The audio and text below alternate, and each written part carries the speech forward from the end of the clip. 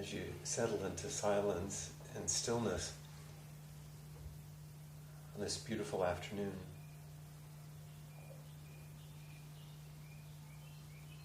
Do not think that the stillness or the silence shut out the beautiful afternoon.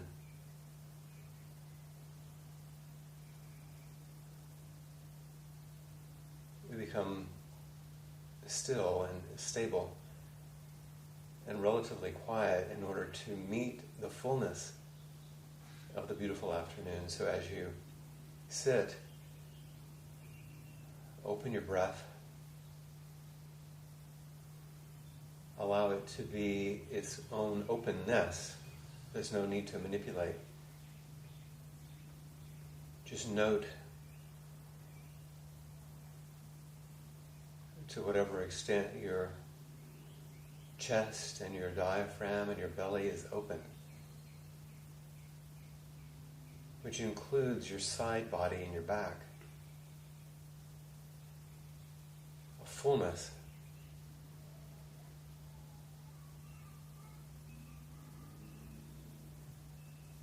So that as the body breathes itself, it's filled and gently emptied in a rhythm that it finds on its own.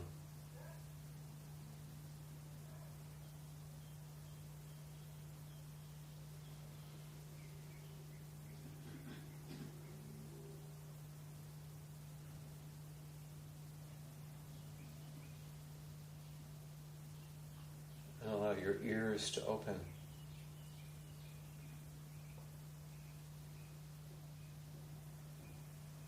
Taking in the subtle sounds of the afternoon, the particular songs and conversations of the birds,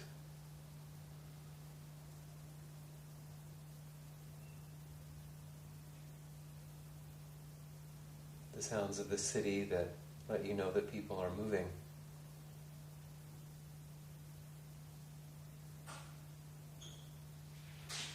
Sounds of the house, maybe of your own body.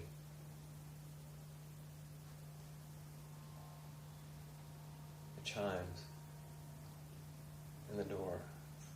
Just opening your ears, opening wide. Receiving the sounds just as you're receiving the air.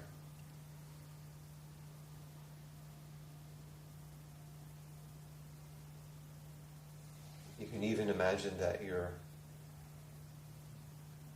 skin is opening. I don't mean broken or torn, but that your pores are opening. Your entire body is open to your environment. Feeling the sensations on your skin, clothing,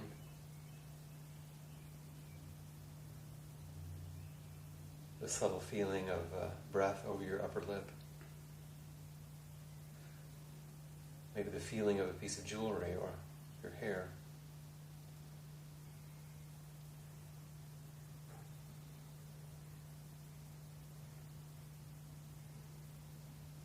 That your skin is present and alert and open, as your ears are open, as your breath is full and open. Your spine is upright and open.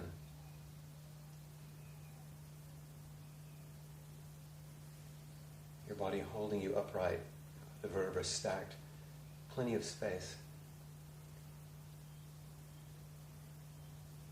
And not only are the vertebrae space, but the ribs that come from them in the thoracic cavity are space with fullness around the breath. The chest is open. And even your heart is open. With your chest not collapsed in, but shoulders broad and chest open. Heart brought forward into the world.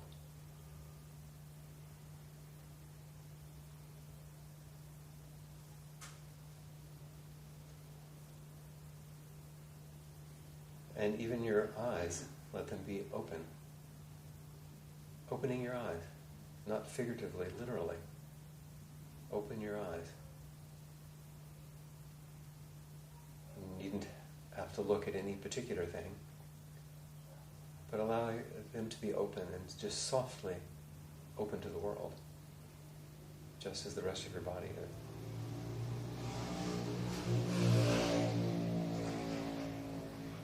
And even your mind's eye open, so you can see a motorcycle go down the street, even though you don't see it.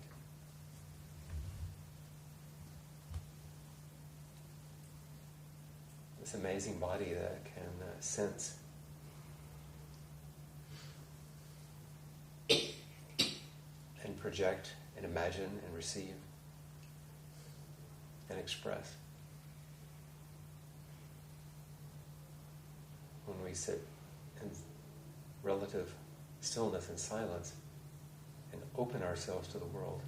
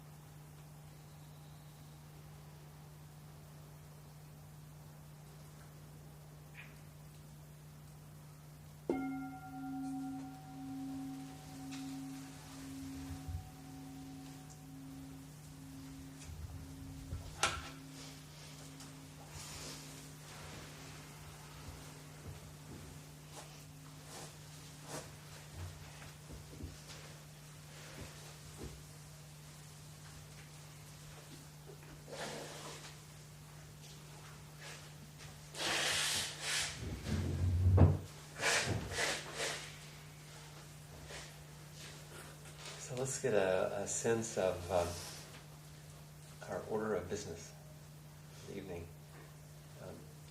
How many of you were able to read the 2 Mary Oliver poems this afternoon at some point? A good number of you, okay? And how many of you have... You want some water?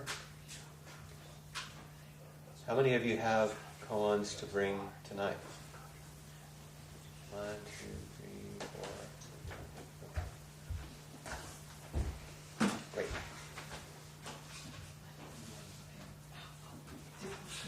Shyly.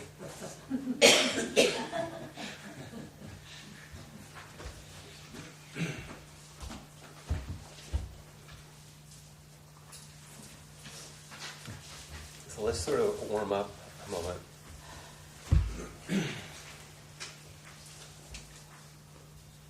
How many of you had ever read The Fish? I had never seen that poem before. It wasn't familiar to any of you? What's that? She gave me a copy just before. Just before class. Technically, she read it. But before I sent it out. But how many people had read Wild Geese? Almost everybody, right? It's so common.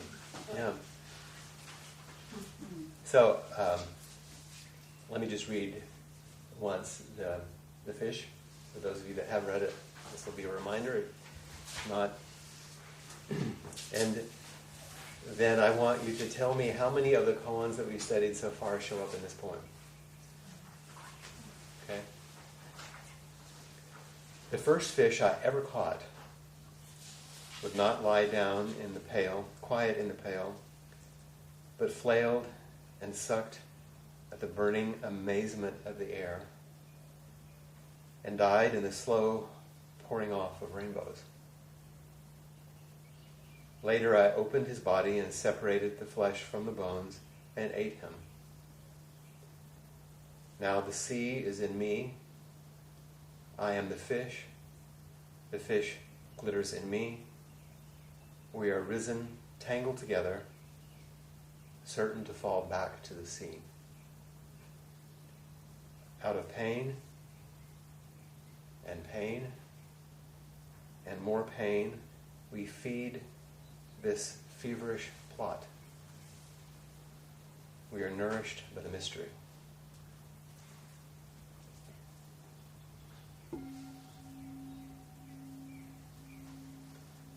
Which koans did you hear referenced?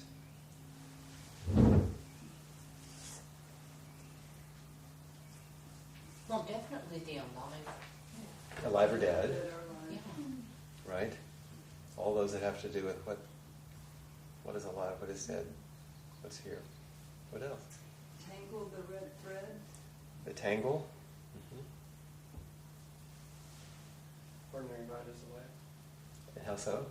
Just that whole experience was very Going fishing. ordinary, just to, And yet, Sustain life. because an ordinary mind of the way is not really talking about ordinariness.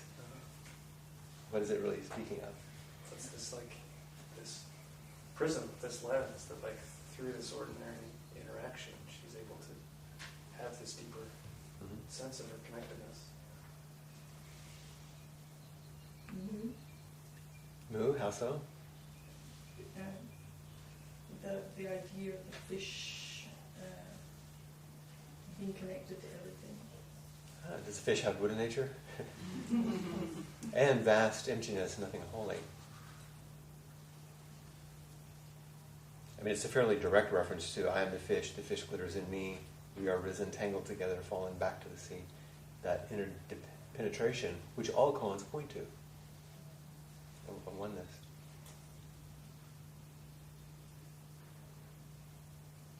Anything else? Rhinoceros? What's that? Rhinoceros? How so? Oh, I don't know. I got the feeling about, having opened the body and the flesh and ate him. The sea is in me. Uh-huh. Bring me the sea. Yeah. Yeah. Mm-hmm. So I'd like fish for dinner. We don't have any more fish. Then bring me the ocean. Yeah. I'm doing this because, once again, it's an ordinary thing. It's an extraordinary thing. It's a poem, of course. She, of course, had none of this in mind when she's writing the poem. She's just writing a poem. And yet, you begin to see like this. You begin to hear like this. You begin to open like this to life. And the koans do something to you, don't they? So that suddenly what was this now becomes itself, but something else also at the same time. So I don't want to belabor it, but I want to begin to warm up this way of looking. So in the wild geese, this one's so familiar to many of you. You don't have to be good. It's one of my favorite lines of a big gay poem, especially for someone whose script is to be a good boy, You don't have to be good. You don't have to walk on your knees for 100 miles through the desert repenting. You only have to let the soft animal of your body love what it loves. Tell me about your despair, yours, and I'll tell you about mine. Meanwhile, the world goes on. Meanwhile, the sun and the clear pebbles of rain are moving across the landscapes, over the prairies and the deep rivers. Meanwhile, the wild geese, high in the clean blue air, are heading home again. Whoever you are, no matter how lonely, the world offers itself to your imagination, calls to you like the wild geese, harsh and exciting, over and over, announcing your place in the family of things.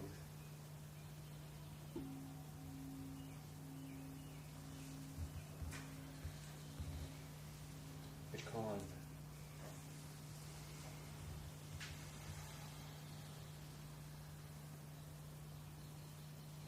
Counting the stars. What? I said counting the stars. Counting the stars. We haven't talked about that one, but that was one we're reading, yeah, Counting the Stars.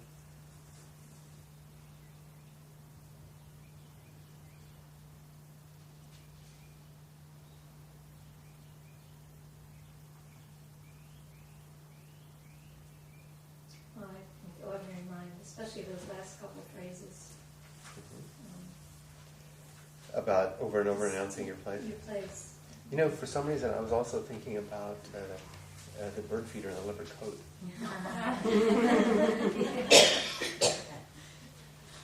In some way.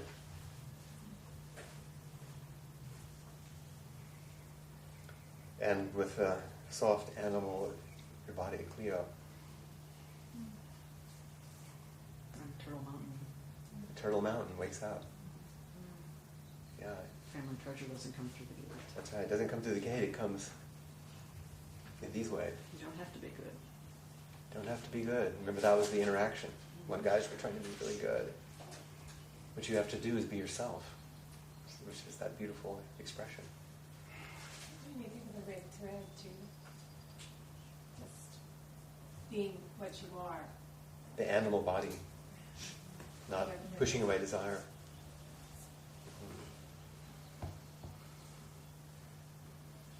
So this, I don't want to, once again, make too much of it, but I think it's lovely to begin to do something that we might do otherwise that has meaning for us, but to see the nature of these koans, how they weave into things and how things call the koans forward to us in other writings. One thing I'd like to do, and we'll see how well it goes with this much light, I'm now going to show you Mary Oliver reading these two poems herself. So that's another level. What is it like to see it coming from her? And then there's a very short dialogue between two Zen masters talking about the mystery that follows. Mary Oliver and Coleman Barks.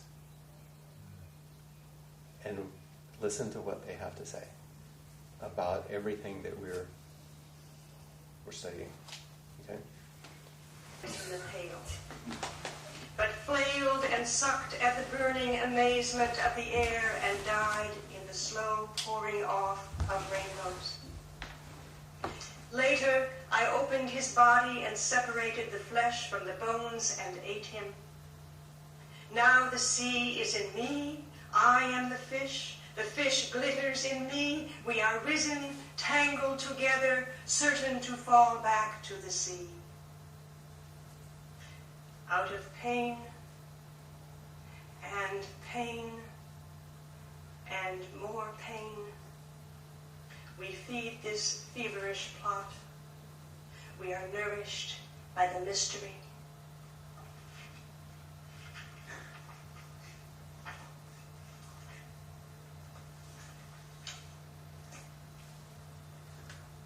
I'm tired.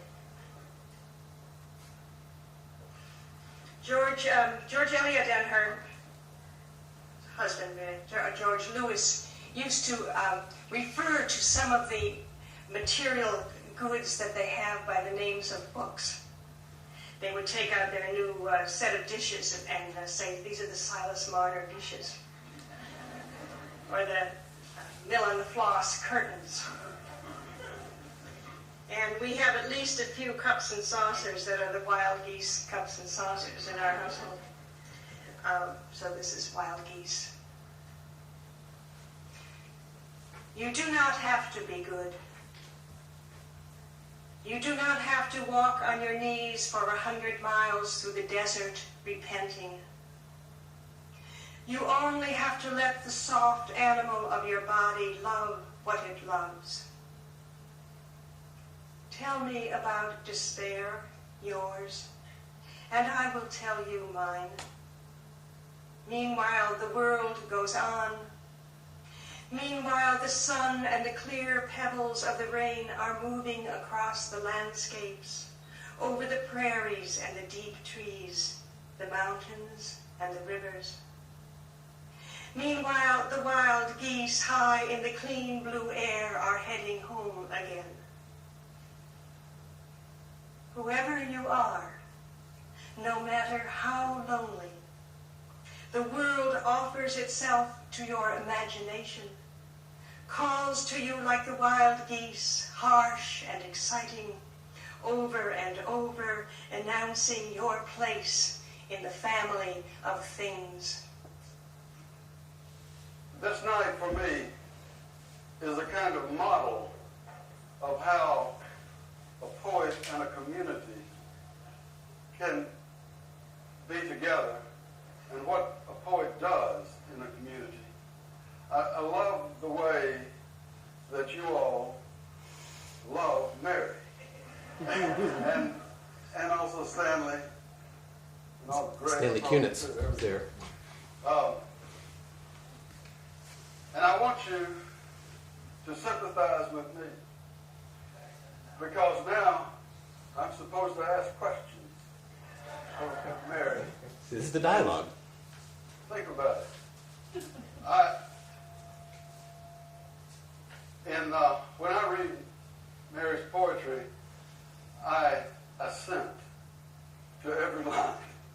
I say yes, yes, yes. And when I think of a question, the answer comes forward immediately out of the text, I've noticed. And besides, her text itself is full of huge, imponderable, unanswerable questions, like, what am I supposed to do? Really? And what can you do about it? Deep blue night. I love those questions that she fills her poems with, and they leave me open and empty and pleased to have no answers. Is that the way you want it?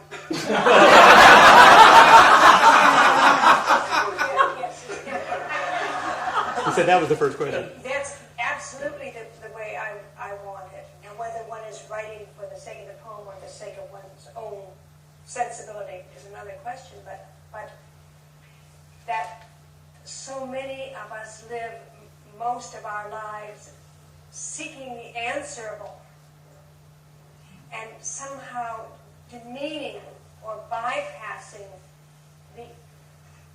those things that can't be answered, and therefore denuding one's life of the acceptance of mystery and the pleasure of mystery and the willingness to live with mystery is greatly what I think about. And if I could do something for people, I would say, don't forget the mystery, love the mystery, be glad of it. They want answers all the time. So yes, absolutely. And becoming more so. More questions are on their way.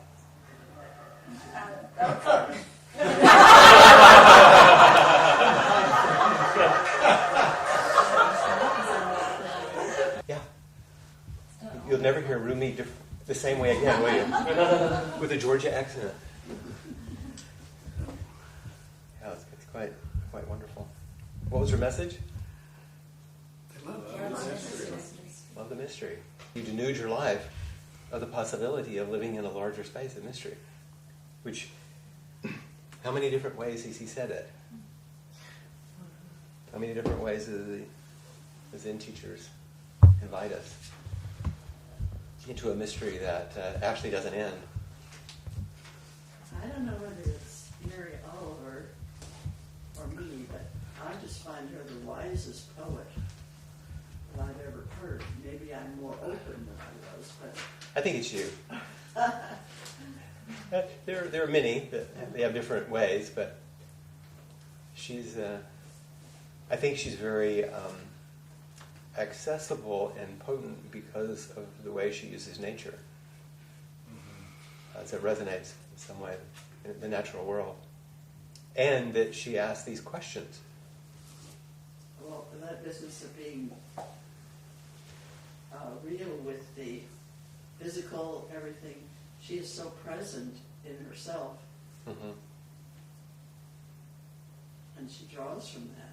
Nothing special, and yet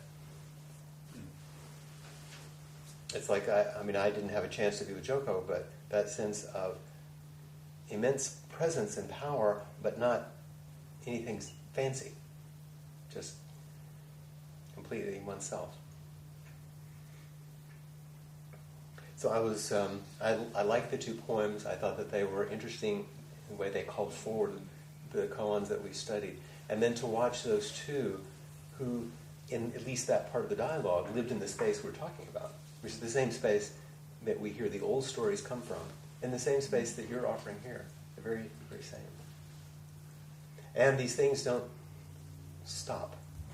They keep working on us. So, for those of you that watch TV, often when you begin a series, it will say, previously on, it'll do a little recap. But they're not that interesting because all they do is show you a little bit of what happened. It doesn't say behind the scenes what really went on. It's just a recap. But we're going to start with a recap. Previously.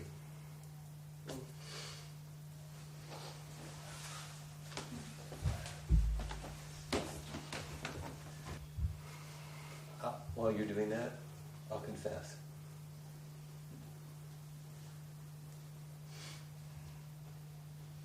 John came to me and said, it was very interesting.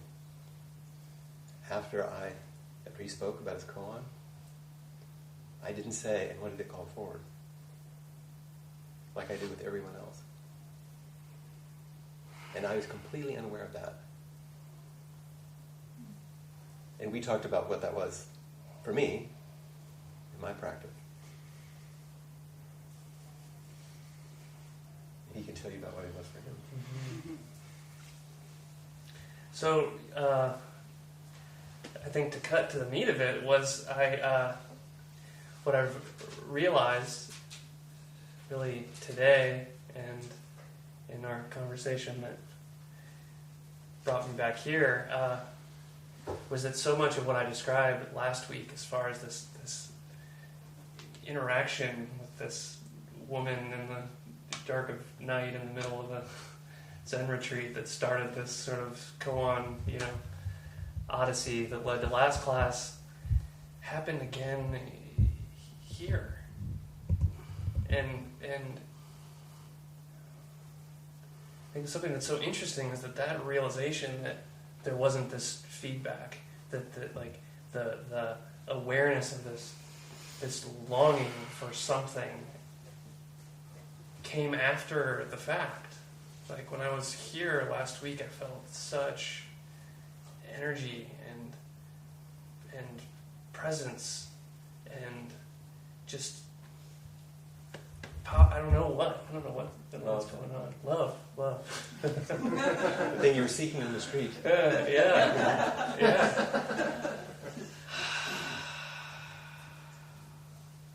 Enjoy it. And then the something little part came back and was wondering, where is it? What happened up there? What did you do? Where were you then? Where were we? Was it you? Did you go like this, and so no one asked any questions? Did you do it right? Where were you? Where was I? Where were you?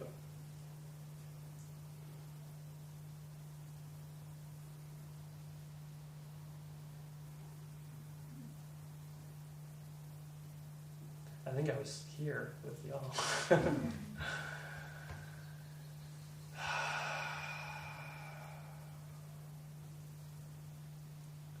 And so questions came again today as far as, what is that? Because it wasn't the girl, I don't think. It was that something was called forth, and I've just rode the tails of it for a week. What you said in that Tuesday class, you said something along the lines of to let the flower of awareness, flower of desire bloom in the light of awareness. We see that ultimate satisfaction doesn't lie within ourselves or the other. And that, I hear that, I felt that. And what I didn't feel was like despair in that, There was this great, it's like there's this resonant like loss, but it's like going this way. It's that openness. Yeah. And Coleman Barks, empty and satisfied. Mm-hmm. And what it does is it creates all this space to like go into the object of desire in a way, because there kind of isn't one, So I can just throw myself at the feet of life.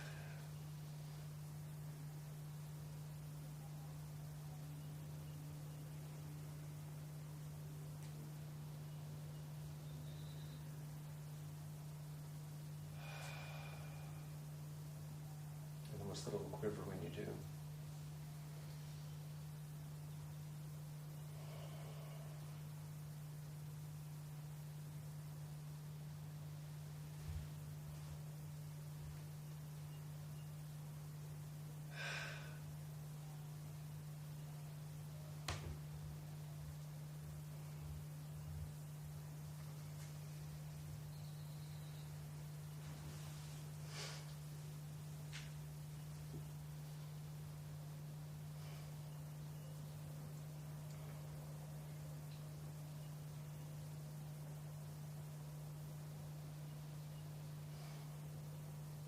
It was so nice to hear Colin Parks ask, or say, that his question was, what do I do? Because I feel like so much of my life has been not just admitting that that's the deep thing that wakes me up in the morning. What am I supposed to do though? Yeah.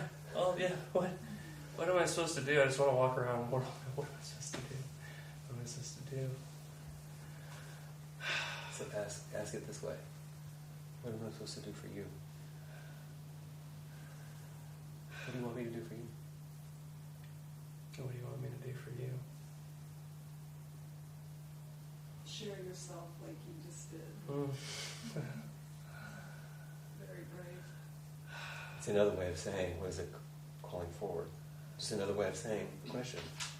What am I throwing myself at the feet of life, calling forward from life?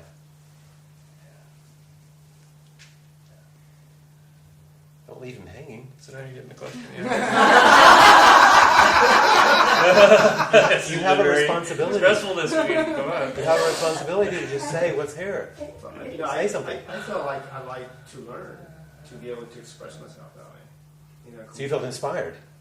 Yeah, I think that's the word. Inspired, absolutely. I feel quivering. It's like this huge sense of my own heart and this sense of awe. So his offering helps you find your heart.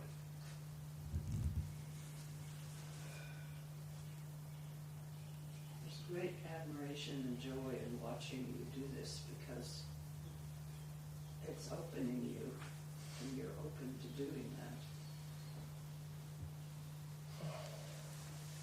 Having the courage to say it and admit it. I really honor you for that because, wow. I too have that question. What am I supposed to do? And what's the quivering in you? Well, that he actually did it in public. You actually did it in public. And realize that I'm hiding it all the time. You're not right now. I know, but I'm just saying that I do most of it. Mm-hmm. So, thanks for bringing it forward. Thanks for you brought it It forward. gives me the room to also go, yeah. And you start going back and forth like that. Well, thank you, no, thank you, because that's actually the way it is. It only comes up in between. This would not come forward the same way if he wasn't here. This would not come forward unless they were there. Yeah. I have a hard time receiving, seeing that you're open to receiving. And so it's easier for me to give to myself my time, but it's hard for me to receive other people's gifts to me. I can see that you're open, wide, and accepting, and that's beautiful. And that's good to know. And I ask you to have faith that you might be and not realize it. Because I don't know until I'm here and hearing that from you. All I can do is crawl in here and suspect that it might be true and try, And that was important this morning. You didn't know this until you got up here. That's why the demand, it seems like, with Koan's study, come on. But it's a compassionate plea. Don't miss what's possible if you don't let your fear stop you. It's like, I think Joan you were showing that as well. Last time when you came up and said, I don't know. But then what came forward, did that make an impact on you? Mm. I think Tarrant said it in that essay, one of his, I forget where it was in there, but just the suggestion that you might be fully awake right now, who are you to say you're not? Hey, you're the last to know. I know. Is there anything else you want? I have everything. What was resonating with me is just, a profound acceptance of your humanness. And I find that I have so much judgment about my humanness that when I see something that's absent of that, I really notice it. But I think this is so good. This is so good. Because it's all there. It's all there anyway. You know what I mean? All that judgment. So, most of what I felt when I sat up here was just I was here last week. All these people have something to say too. What are you doing? Shut up. Don't talk. I'm suspicious that I'm not being sincere right now. I think I might not be. Some part of me. All of that's totally there. I'm not absent of anything. Which, of course, makes you trustworthy. Makes what? Makes him trustworthy. Because he'll ask those questions. Your whole body spoke. That's what's building sincerity and truth.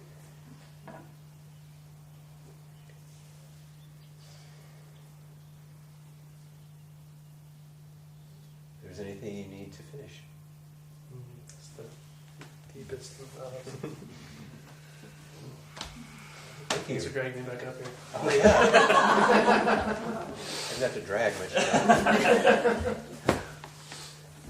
Who's next? Yes? Yes.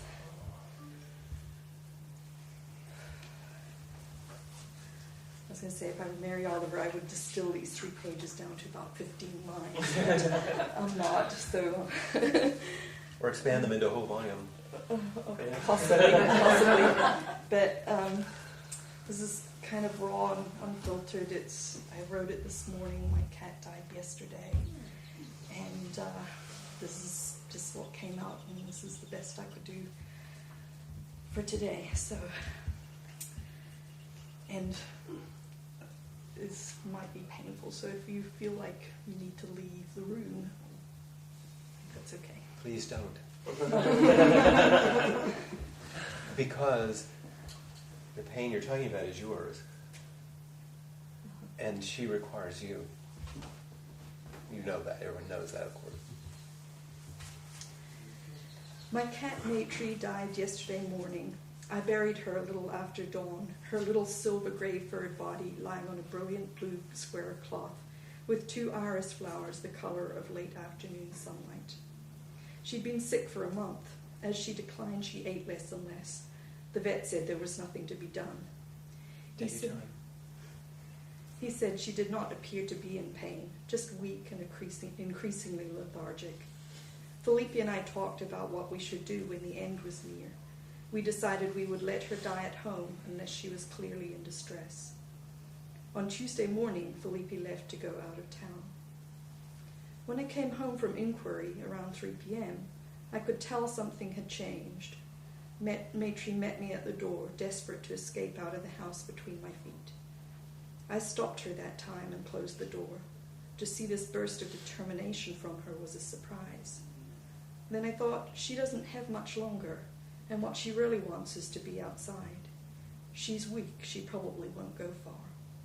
So I opened up my daughter's bedroom, which has been closed since she went overseas in October. Sophia's room has French doors out onto the patio. I put Matri on the mat by the door and opened the French door.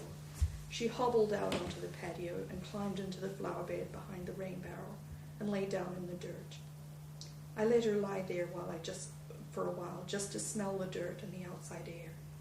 Then, despite her complaints, I picked her up and brought her back inside and set her down on the mat inside the French doors in the afternoon sunlight. She seemed to like that and stayed there for the next few hours. Occasionally she would take a drink from the yellow saucer of water that I set near her. In the early evening she got up from the mat by the door and climbed the 4 stair steps to the landing that goes up to Sophia's reading loft. Matri always loved the loft. She could sit on the windowsill up there and keep vigil over the whole backyard and watch the insects that buzzed around the light string that came on under the eaves after dark. Now she didn't have the strength or desire to go any further than the little landing.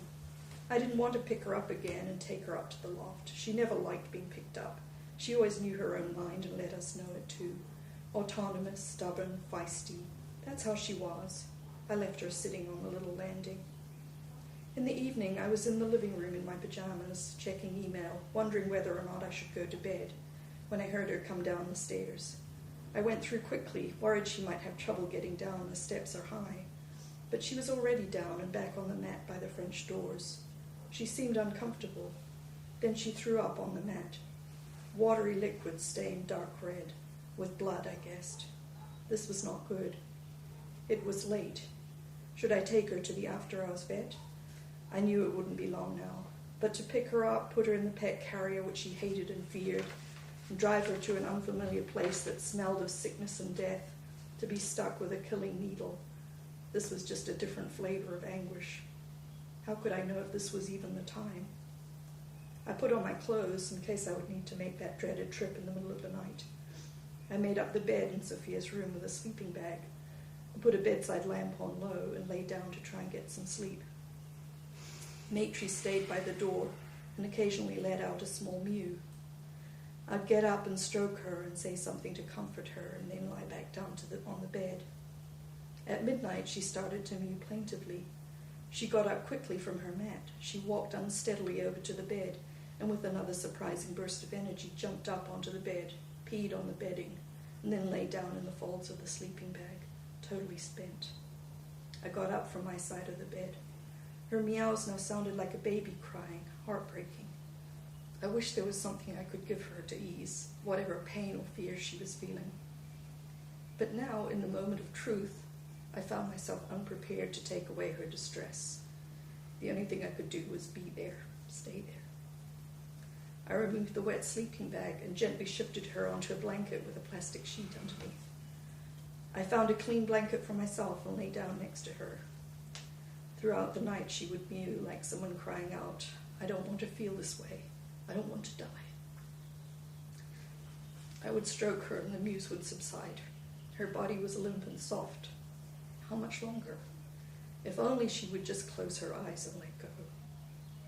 Just before 5 a.m. she mewed more loudly and pulled herself upright with an urgency and energy that I didn't think she still had in her. Then she pitched herself off the bed onto the floor and just lay there. I wished I'd put something soft beside the bed to cushion her fall, but I hadn't thought of that. 3 times she'd found energy from somewhere to express one last longing, one last act of single-mindedness. Was she trying to get somewhere that suited her better, or just to escape from her pain and fear? I got up from the bed and picked her up and put her on a soft, clean pet mat on the floor. She mewed a few more times. I stroked her and lay back down. Then a few minutes later, I heard a gasping. I sat up and watched her take her last few breaths. Her body lay still, the breathing halted. Then the chest heaved upwards as she took a deep intake of air. I saw that she, her little consciousness, was already gone. But her nervous system needed to make one last effort to keep her body alive. 10 or so deep gasps of air.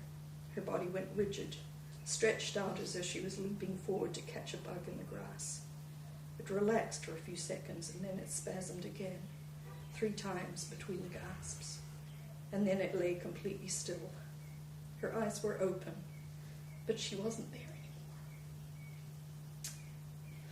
anymore. I folded her legs in so she looked like she was sleeping peacefully, and sat on the edge of the bed and cried. It was the first time I'd witnessed that moment between alive and dead, that tipping point between seemingly whole and utterly disintegrated. I felt I hadn't done enough. I'd just done the best I could. After dawn, I saw a light on at my neighbor's house. I texted and asked Matt if he would come over and see if the grave I had dug the day before in the flower bed would be deep enough. He came over at 8:30 and said it was fine. He seemed annoyed to have been asked to come to a cat funeral at 8:30 in the morning. But he helped me put Maitre's stiff little body in the grave on her blue cloth with the irises, and he helped cover her with dirt and put some rocks on top of the grave. Then he left through the wrought iron gate, and I went back in the French doors to wash the blankets and mats. Later, I hung the sleeping bag on the washing line that can be stretched right across the yard. Overhead are trumpet-like red flowers of a crossvine that clings to the trunk and branches of the ash tree, and the red bud trees are in bloom. And my commentary. Just a week ago, I thought the red thread was about sex and passion, and now I see it's about just this. Being there as the cat takes her dying breaths, washing the pee out of the bedding, cutting irises in the cool blue of morning, hanging a sleeping bag on the line in the sun. I thought my 20s were full of passion because men who seemed larger than life wanted me. But now I see that there's something more fundamental that we all wanted, to know how to drink life up in all its putrid messiness and heartbreaking glory. This is what passion is. This is what the red thread means to me now. And this is my verse. The washing instructions on the label say, to deodorize, hang in the sun for a couple of hours. So I hung myself in the sun of your love, until I knew the smell of death and the scent of mountain laurel blossoms are indistinguishable.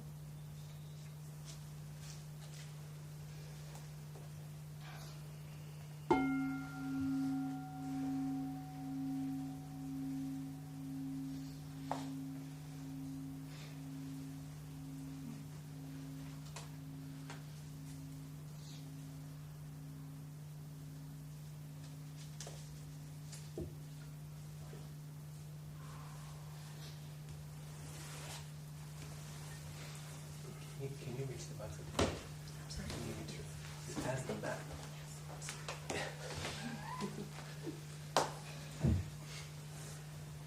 No, just look again.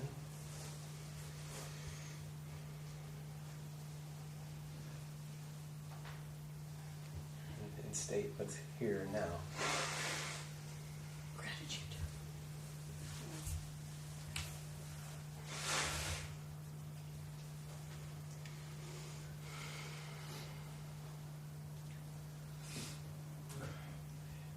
Thank you for letting us into this.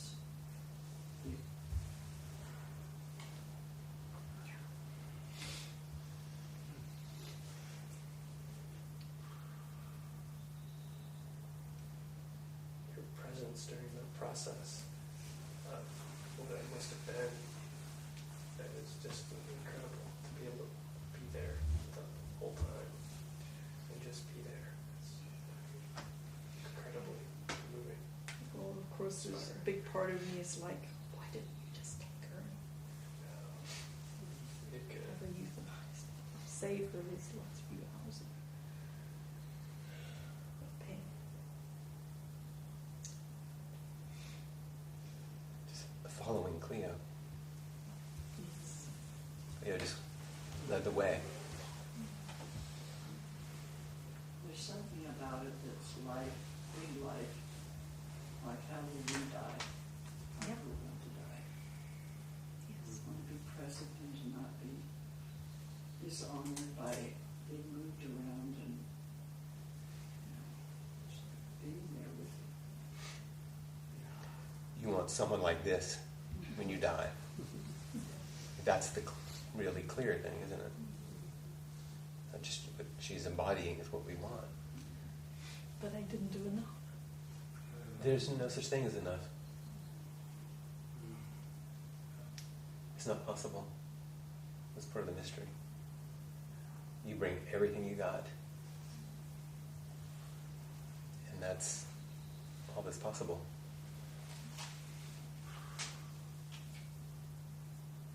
Why can't a clear-eyed bodhisattva sever the red thread? Clear-eyed bodhisattva.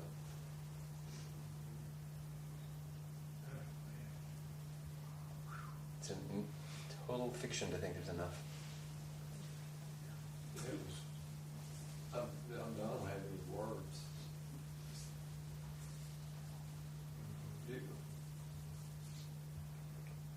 Something that I think I'm going to take from this is the great mystery of love that a single flower can bring. Which was supposed to come to me. You know, what you brought with the flower. It's the great mystery of love. And that's wonderful, that faith that we need today. A really penetrating move. It's a move, yeah. It's we meet forever, I think. Single flower. And what I took from it that you really were with it with the process. A lot of people try to make it very short and not live it. And I was thinking about it because over a period of 2 years, 2.5 years, I had lost pretty much everything I had. 4 of my pets died, and including my mom too, in those 2.5 years. So, and everything I had, including my job, my life, and my house, and everything was gone. So there was a lot of people were focusing too much of these pets dying. I had horses and everything was gone. But people were like, well, you don't worry about it, you just drop them off the hospital, you deal with it. But to go through that step by step, and it seemed like I was the only one left always to take care of the dying, and nobody else wanted to be there. And it was interesting that how people don't want to really get into the detail of it. They think, okay, it is dead, it's good, he had a good life. They want to focus on, all of them had a good life. When she wrote to me this afternoon, she said, I'm afraid it's too long. I said, no, the whole thing. Yeah. Take the time. Take the time. To go into detail. Yeah. Nobody wants to do it.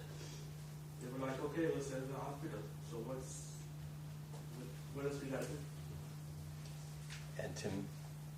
And to have a witness is what you're saying you could tell people didn't want to do. Nobody wanted to. So to be a witness to your experience and then to offer it to have a witness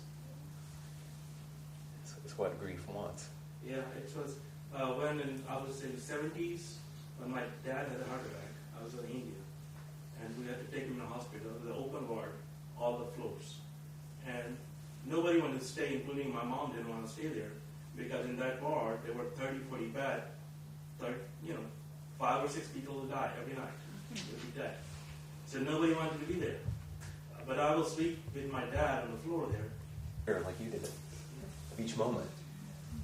Yeah, and I think we have to take care of ourselves also, if we're willing to be there at the end and take care of that part of us that feels like we haven't done enough. I should have relieved her distress. I shouldn't have let her suffer. Just hold that part and that mystery at the same time that you're just there. See it, know it's... And if it's appropriate, to have an intervention to help, to also meet the part that says, maybe it wasn't time, maybe I went too soon, maybe I shouldn't. Right. Either way, it's going to come up. Yeah. It's not about one way is it right or wrong. It's going to come up either way. Yeah. And we have to stay tender with that. Yeah. Anything else? I really liked at the end when you brought up the smell of death and then the flowers. Mm-hmm. And you were looking to the red buds bloom, and it was just like the dirty, ugly, part is real. It's part of that process of her dying. Yeah. But then there's this, beauty in life that's still there. Yes. I was very conscious of it, that morning, because everything's in bloom and it's This is really exquisite. But I want to have a couple more because I know there are other people that want to speak too.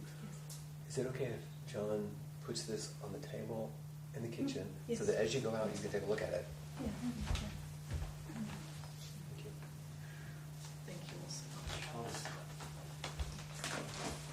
Yes, I was thinking that in the moment that it's easier to take them in, just have a meal and be done with it. I think you were saying earlier that you thought, well, if I could do this in 15 lines and it'd be like, I think you were living Mary Oliver's, not denuding the moment of the mystery.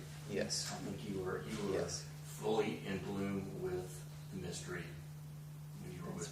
I was trying to be, You did everything. You did it.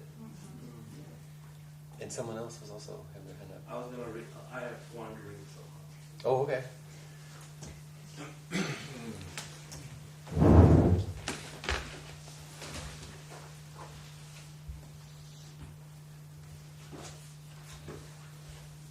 you have to come up here?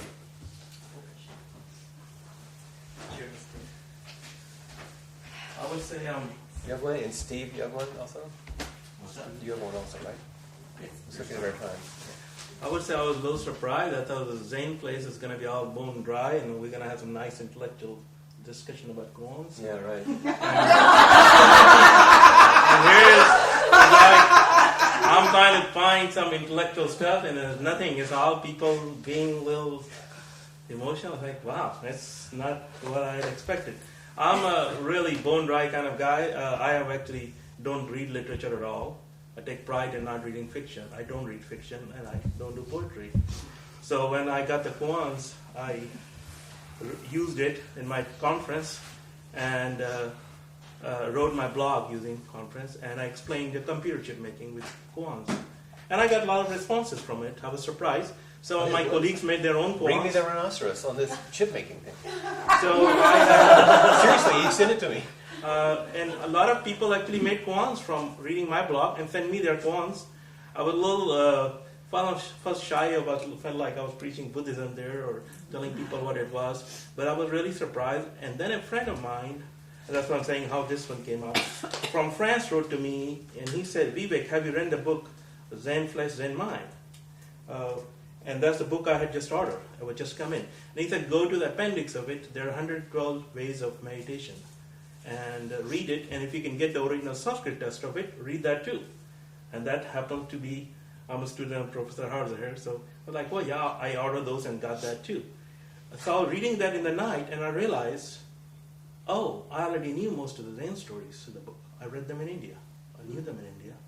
And all the methods too. And I said, I already knew about this. So I had picked up some of that somewhere else. Well, late in the night, and I went to sleep. And then I woke up 2 hours earlier than I do. And all of a sudden, I had something to write. And I don't know what it was. And I said, well, I'll have this book and I'll go write it down. So I wrote it up and I'll read.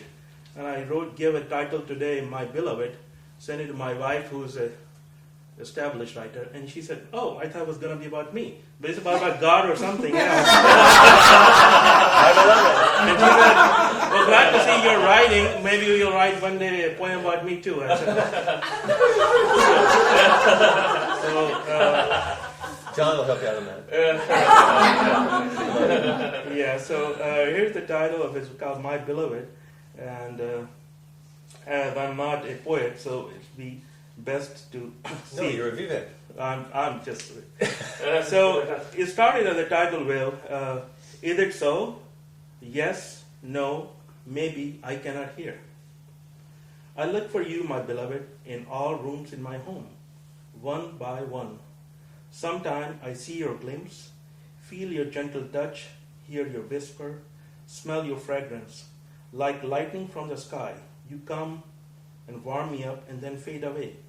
Where are you? I look at close, very close, far and very far for you, but it is the same as if I was looking for you in my home. Like pot of soup boiling in my kitchen, I can smell you, see you, stir you, taste you, or walk away from you, but no understanding. My beloved, you tell me, how do mute speak and blind see? Read me with your ears, hear me with your eyes. I am sound of one hand clapping. I cannot find you by searching or without intense search. So I come back home, I sit in my kitchen, soup still boiling, not hungry for it anymore. What to do? Will I find you if I meditate? You say, meditation is not an activity or non-activity, more like alignment. Right time, a light shines through all rooms, changes nothing, all the same, just illuminated. Meditation is planting seeds with right soil, but without rain, nothing. When will rain come? Who knows? It's not fair. All that work, and I just dug up many shallow holes in my garden. No well now, but no garden to play either. You say, 3-dimensional space, one of time, I am the fifth. No fifth, and you know the rest. Touchless, smellless, soundless, tasteless, neither dark or light. Touch, sound, smell, taste, and the color, and I am the sixth. Search will tell you what I am not. What I am, you cannot search for. I am beyond knowing, far away from not knowing. I am not a being, nor non-being. Different dimensions, you see. How you find that was never lost? What to do then, I ask? Stop fighting with the web. Step away from it. See it, touch it, feel it. Web will not become non-web, not its nature. Catch fish with it. Hang between trees and rest in it. Then dry it, repair it, fold it, put away for the next day. When eating, eat, sitting, sit. No need to mess with the web. Rest in self, act from silence. Either so, yes, no, maybe, I cannot hear.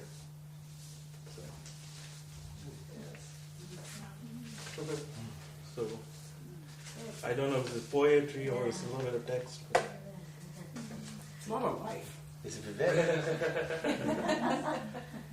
You're showing us your,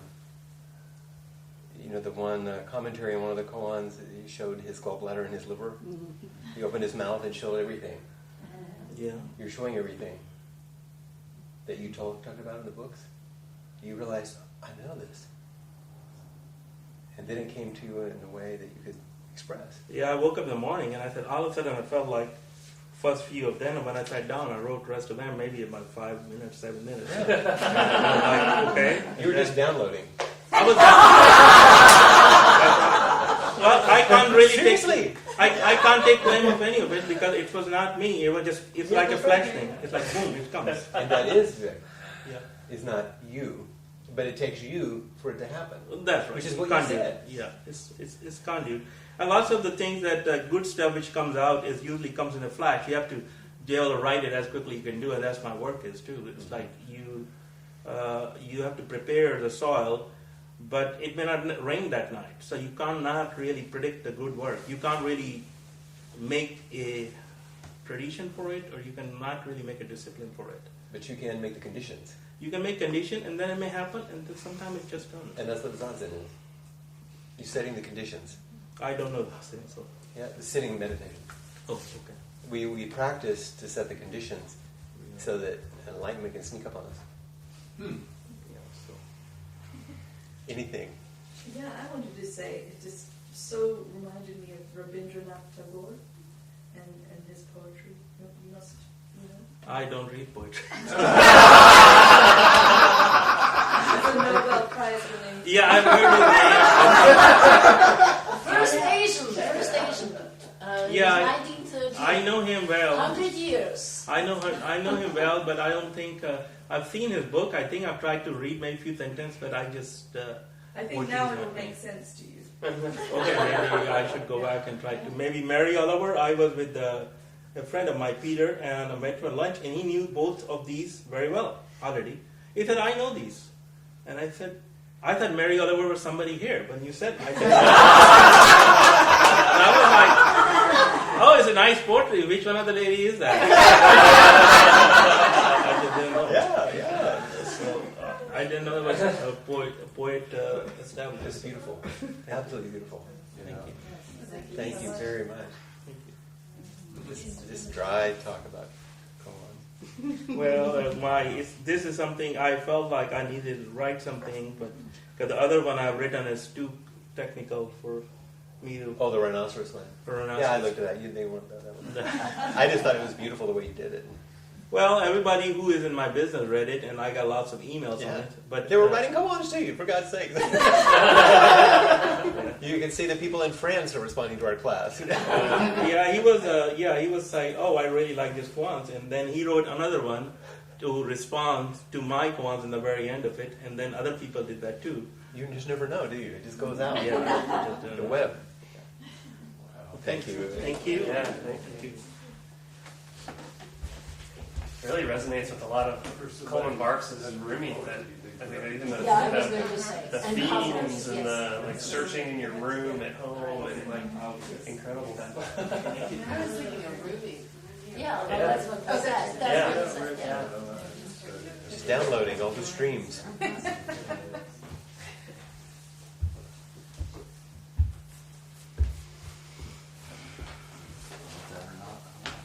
Oh, you need a copy? Yeah, I did. I like it.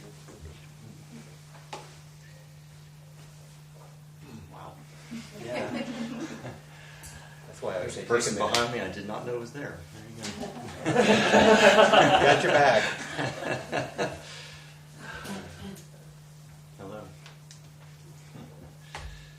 It's a beautiful smile, though. Okay, all right. Okay, I call it the real koan. It's my koan. Was it real? No choice. Verse. The unevent remains very painful, carried from non-where. W-H-E-R-E. Memories stitched together, forming a quilt of many lives, from many lives. I met a friend and smiled.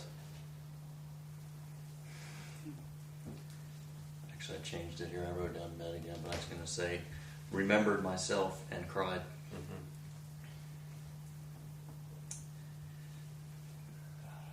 Okay. Commentary. Should I just keep For going? real. Yeah. The circularity of my thoughts was where the beginning, the genesis of this koan. Originally, I'd written it differently, in a repeating pattern, with each word capitalized to create its own emphasis. Was it capital emphasized it real? Was it real? Was it real? And it had sort of fun wordplay to look at on the page, and it was fun for my brain to play with it. And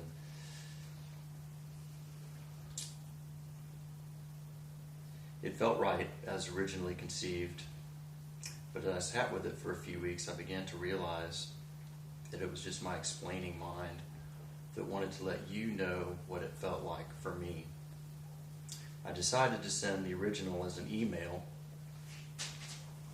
to see if having it outside of just my own mind, I would feel any differently about it.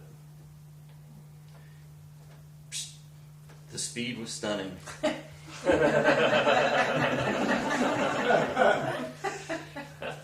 Once I no longer owned it, it felt very clumsy. As it's written now, it will be allowed to create its own emphasis as the moment warrants. It seems that what changes is the emphasis of memory, but not the moment of reflection. This is part of the original commentary. I'll go ahead and read it. It's not quite as relevant now, but there is a basic fault, blame, or criticism that I lay at my feet for decisions I've made long ago. I feel as though I could have been more, but not less. There's no single event that says, aha, see? Nothing. There's nothing that you could have done differently. You're fine. It's more like 10 years rolled into one moment. Keep going back to, how much could I have controlled? More? Less? Where did I begin and where did I end? I'll let it go. You're forgiven. You're okay. Hello, catharsis. But it always comes back. I'm basically worn out. There was quite a long period where it was gone. Or gone. And I thought I was living with it, but I don't know.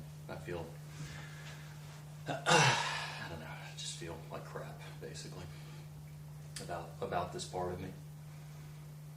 Just feel like there's nothing to be done about it now, and there isn't. I felt like I was a really smart guy at one time, fading a little bit, but I just feel like I could have had degrees and been things and gone places and done other things. But what I feel like now as I'm sitting,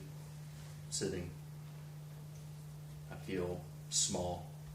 I don't feel like I'm full, breathing, receiving, giving, pumping, in the flow. I feel like I'm a bystander, watching everything go by without being in it.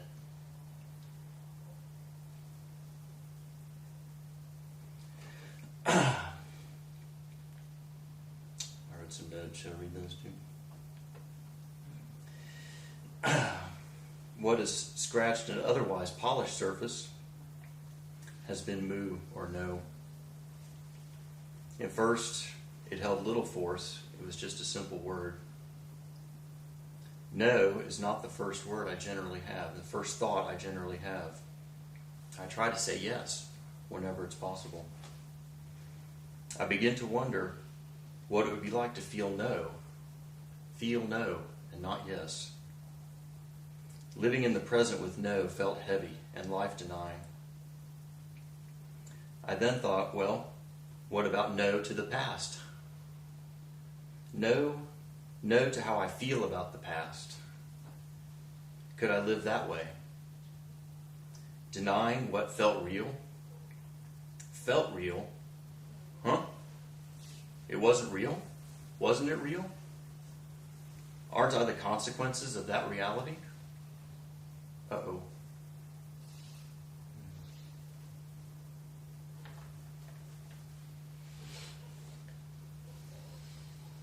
It's in order to step out of the blue prison. You don't actually have to step anywhere. You've done that. You've taken a big step. What you have to do is open the door of the prison so they can come in.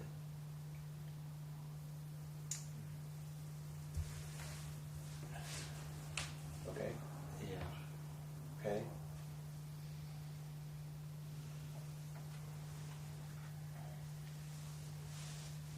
I too wrestle with it these exactly what you just talked about.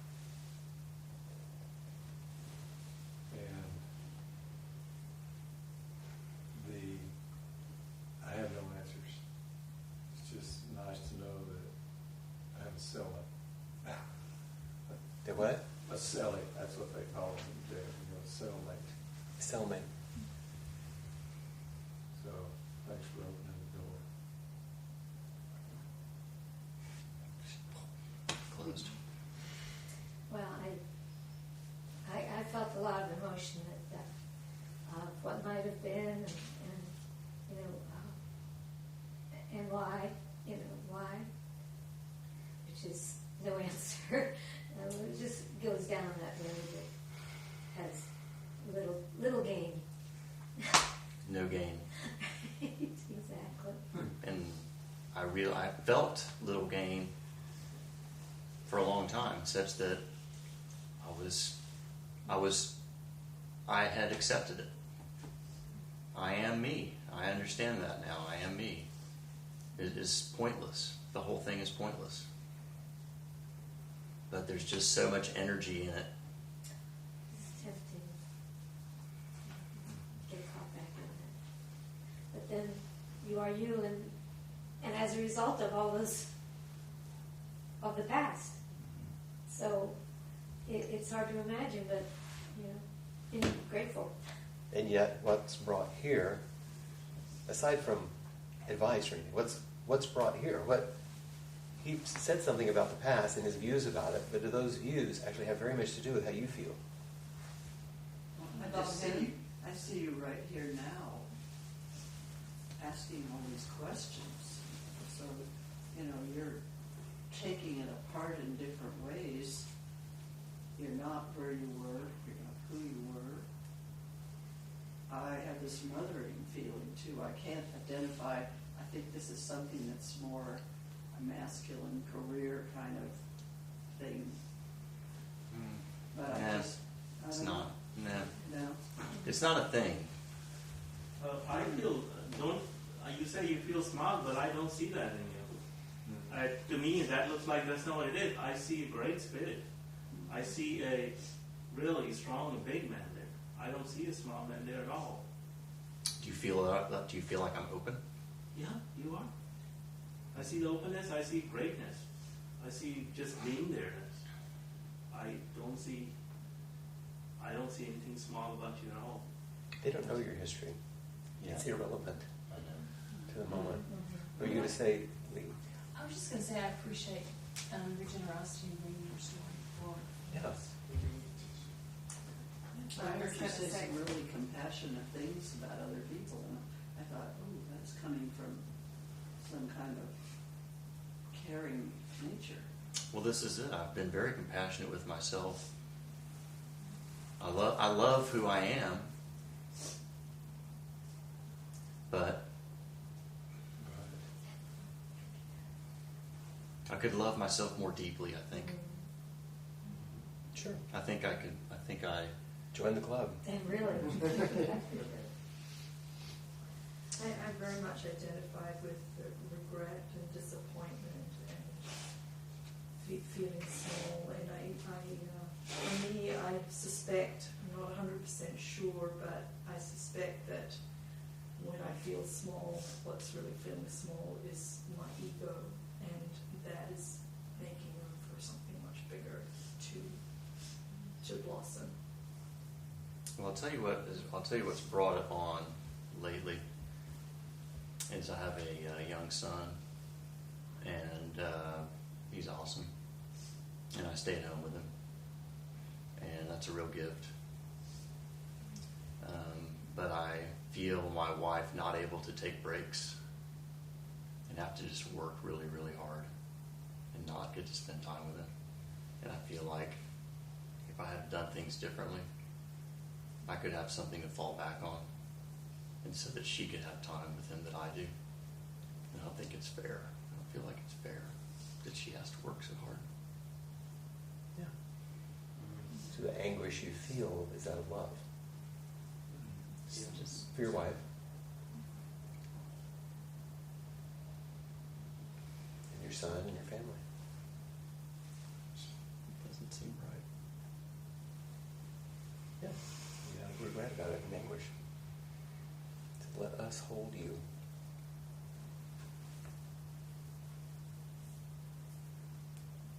Yeah, I see you just eating fish right now in the Mary Oliver poem, you know. Like this isn't negative, you've brought it all to the table. And there's this nourishment there, and there's bones in the fish, and there was a tough process to be here, but I see nothing but... Yeah, we can't make this better or take it away, but we can be with you. You know.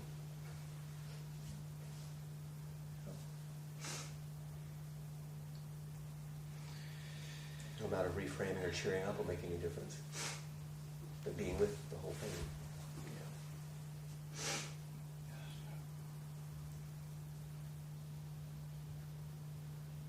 It was just that I was so at peace with it for so long, I thought it was extinguished. It's not over. And I realized that it was not over. No, it's still not over. And it's not going to be over. No, I mean the negative. I mean your life isn't over. No, I know them. All this isn't over. Yeah. Especially if you do brave things like this. It's not going to be over. You can find a way with all of this, which is the same courage everyone has to have, actually. Whatever their particular story.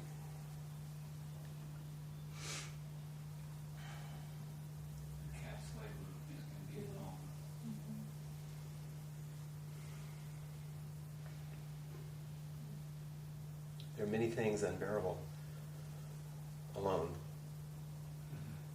but really nothing that's completely unbearable. We have enough care, not to mask, to just fiercely meet, be with. Yeah, I feel like I meet it. I feel like I'm with it. Yeah. Wrestling. Yes. What else do you want? I want to win. No, that's serious. What would it mean? What would winning mean? It would lose its power over me. The self-hatred? The regrets? That's what would lose power over you? The judgments? The judgments. That's completely possible. But probably not on your own.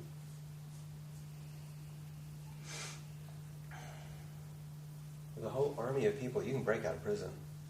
On your own, not very resourceful. I only know from experience.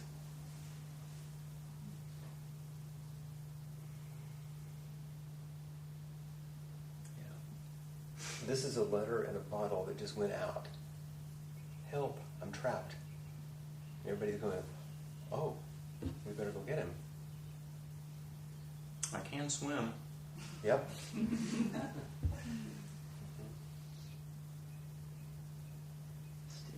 I need me to be great. I need me to feel small. I need me.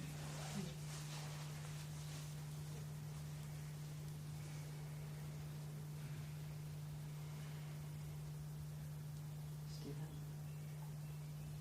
you're important to me in a way that all my colleagues who have lots of degrees and lots of publications are not. It doesn't matter.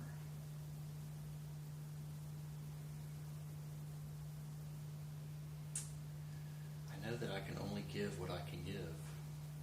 I can only be who I am. I know these things. Thank God. I've lived these things. I feel these things. I've experienced it. The freedom. I've experienced it. But I'm here For again. now. For now. Now I'm getting angry. Yeah. Part of it too. At me? No. No. At just the waste of time. That's part of the grief. I mean, grief is built around a lot of resentment and a lot of regret. And most people aren't willing to face it, let alone face it with others. So it's a beginning. It's an enormously courageous step. That everything else can happen as a result of that, and not everything happens immediately as a result of that.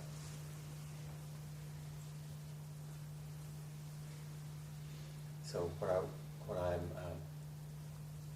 the warning label on the package, Skull and crossbones, is don't go home and beat yourself up. Yeah.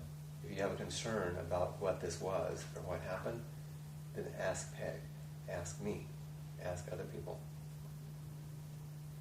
But don't stay in the loop. That was...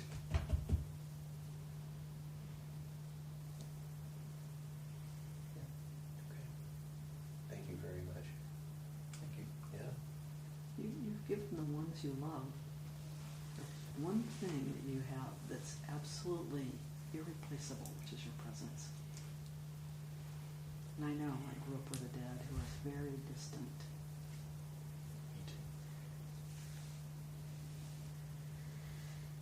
It means a lot. I've seen you with your child. I've seen you with your wife. I did your marriage ceremony. I've seen you work. I've seen you produce beautiful things. And throughout that, there's a consistent thread. And the only way I could say it sounds corny. You're a really good man. I feel that. Good. Okay. Thank you. Thank you. Bring it loud for that one.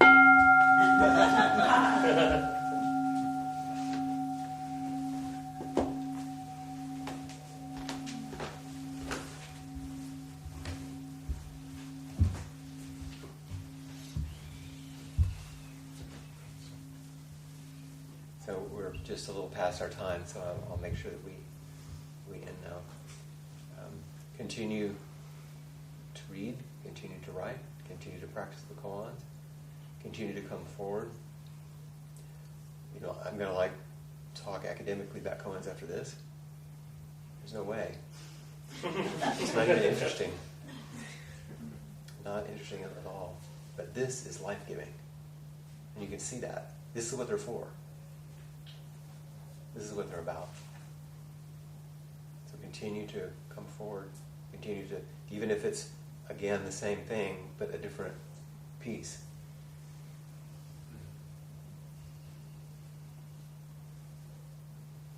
And we don't meet next week on Thursday. So make sure you check the calendar for the next class.